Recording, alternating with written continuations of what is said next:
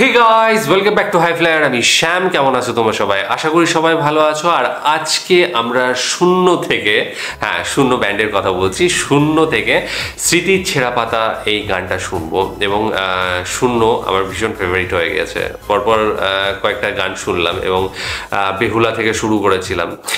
আর আজকে স্মৃতির ছেঁড়া পাতায় আশা করি এর পরেও কন্টিনিউ করব, কারণ তাদের যে কম্পোজিশন রয়েছে, তাদের যে লেখার ধার রয়েছে, সেটা আমাকে মুগ্ধ করে। আর আজকের গানটাও আশা করছি ভীষণ ভালো লাগবে এবং একটা পপুলার গান। তো যাই হোক, ডেসক্রিপশন বক্সে লিঙ্ক দিয়ে রাখবো, সেখানে গিয়ে অরিজিনাল ভিডিওটা দেখো, সাথে সাথে চ্যানেলটাকে লাইক, শেয়ার, সাবস্ক্রাইব করে দিও। তো চলো ভিডিওটা দেখে নিই, তারপর আরও কথা হবে। আমি নিতে দেব না সময়কে এক মুঠো ভরা যোচনা। প্রথমেই আমি যেটা বললাম যে তাদের যে স্টাইল, কম্পোজিশন যতই অসাধারণ। হোক না, ছুতে আমি চাই না।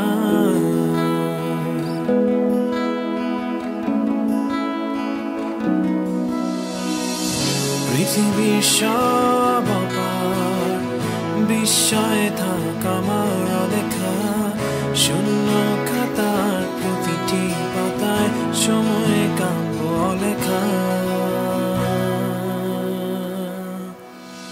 আমি মেলব না স্বপ্ন ডানা ওই নীল মেঘেদের ছোঁয়ায়, আমি লিখব না আর কাব্য কোনো স্মৃতির ছেঁড়া পাতায়।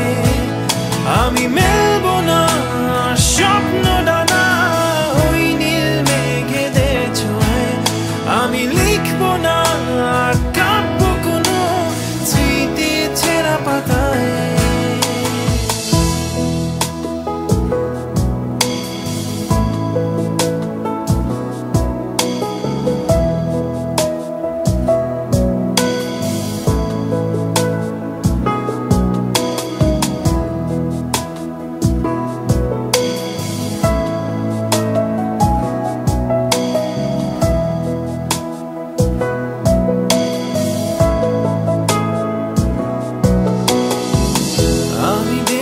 পারি তোমায় নিয়ে নিষ্প্রাণ দিতে,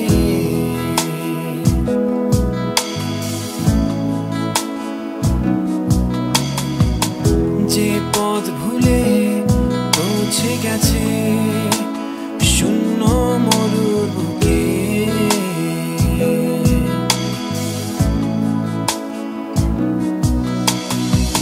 শেষ বিকেলে হারিয়ে যাওয়া স্মৃতি হাতড়ে বেড়ায়, নিঝুম রাতের অন্ধকারে স্বপ্ন ধরা খেলায়।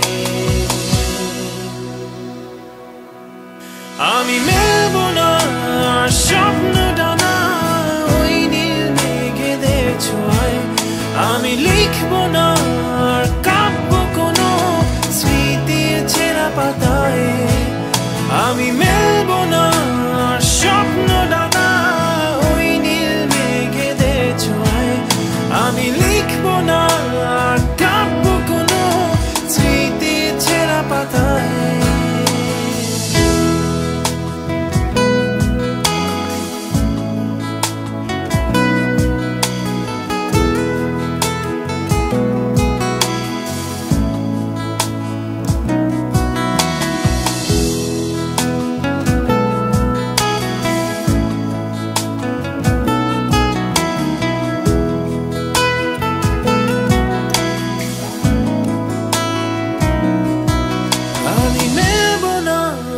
স্বপ্ন ডানা ওই নীল মেঘেদের ছোঁয়ায়, আমি লিখব না আর কাব্য কোনো স্মৃতির ছেঁড়া পাতায়।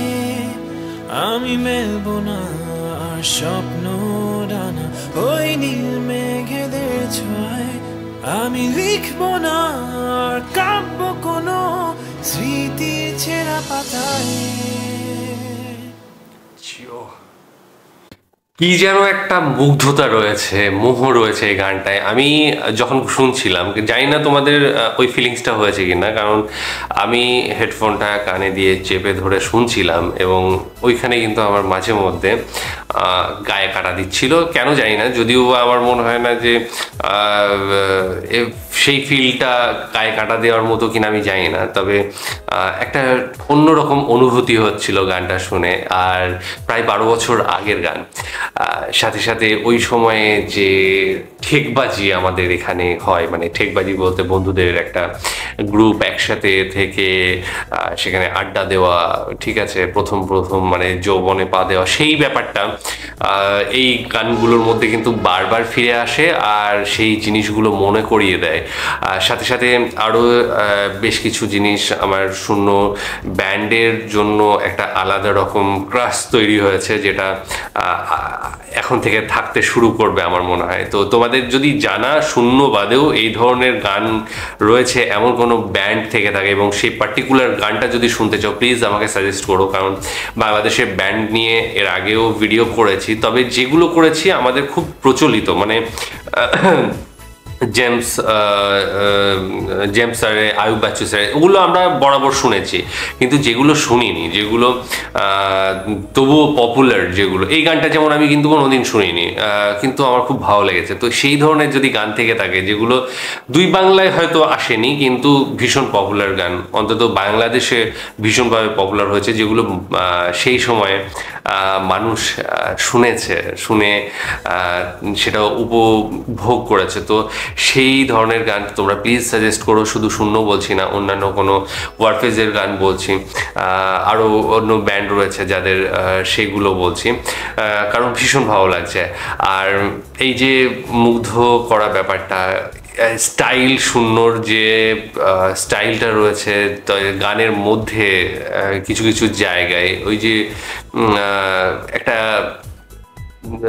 কি বলবো, থ্রো করা ব্যাপারটা, ওই যে ওইখানটায় ওটা যে নিয়ে এসেছে, এগুলো ব্যান্ডের মাধ্যমে সম্ভব হয়েছে এবং যত দিন গিয়েছে সেটা পরিমার্জিত হয়েছে এবং ব্যান্ড কালচারটা মূলত বাংলাদেশ থেকে সৃষ্টি। এবং আমার মনে হয় যে এখনকার থেকেও মানে শুধু বাংলাদেশ বলবো না, আমাদের এখানেও এখন কতটা ব্যান্ডের কালচার রয়েছে আমি জানি না, খুবই কমে গিয়েছে, বিশেষ করে এই বাংলায় তো কমেই গিয়েছে ব্যান্ডের কালচার। কিন্তু এই যে 10-12 বছর আগে যে ব্যান্ডের সময়টা বলছি, তো আমাদের এখানে শূন্য বা এর ছিল, সেই সময় কিন্তু এদিকেও ভীষণভাবে ব্যান্ড কালচারটা শুরু হয়েছিল, মানে তখন ভীষণভাবে ছিল, ভূমি বলো, তারপরে ক্যাকটাস বলো, আরও অন্যান্য যেগুলো ছিল। কিন্তু বাংলাদেশে তো তার আগে থেকে ব্যান্ড রয়েছে এবং এই যে 12 বছর আগে এই শূন্যর গান যেগুলো শুনছি বা অন্যান্য যে সমস্ত ব্যান্ডের গানগুলো শুনছি অথবা পপ শুনছি, পপ মানে গানগুলো শুনছি, সেগুলো সত্যি বলছি অসাধারণ লাগছে আমার। মানে খুব নতুন গান শোনার ইচ্ছেটাই মরে যাচ্ছে এই এত সোনালি দিনে এত ভালো ভালো গানগুলো শোনার পর থেকে। আমার মনে হচ্ছে না যে আমি বর্তমানের কোনো গান শুনতে ইচ্ছে করবেন। অবশ্যই করব, নতুন গানও করব, কিন্তু এগুলো এমন একটা নেশার জিনিস, নেশায় ফেলে দিচ্ছে এই পুরোনো গানগুলো, যে এইগুলো নিয়ে কাজ করতে ইচ্ছে করছে। তো কাইন্ডলি তোমরা প্লিজ আরও গান শেয়ার করো আমার সাথে, তাহলে আমিও সেই গানগুলো খুঁজে পাবো, সেই গানগুলো আমিও শুনতে পাবো এবং তোমরা অবশ্যই আমার সাথে শুনবে। তো খুব ভালো লেগেছে গানটা, আশা করি তোমাদেরও ভালো লেগেছে এবং ভালো লাগলে অবশ্যই একটা লাইক অবশ্যই দেবে এবং কমেন্ট সেকশনে কমেন্ট করো প্লিজ।